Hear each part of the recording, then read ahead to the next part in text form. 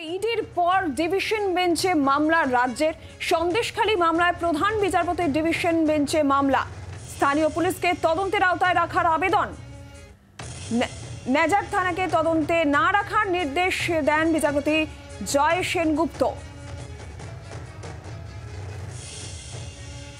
ইডির পর ডিভিশন বেঞ্চে মামলা রাজ্যের।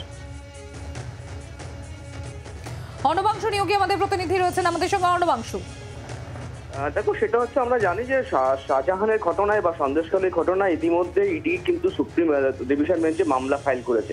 সেই মামলাটি কিন্তু আজকে শুনানির জন্য ছিল, কিন্তু এমন অবস্থায় এও খবর আসছে যে রাজ্য সরকার কিন্তু এবার আপিল বেঞ্চে গেল। কারণ সিঙ্গেল বেঞ্চ কিন্তু সিট গঠন করেছিল সিবিআই এবং রাজ্য পুলিশকে দিয়ে।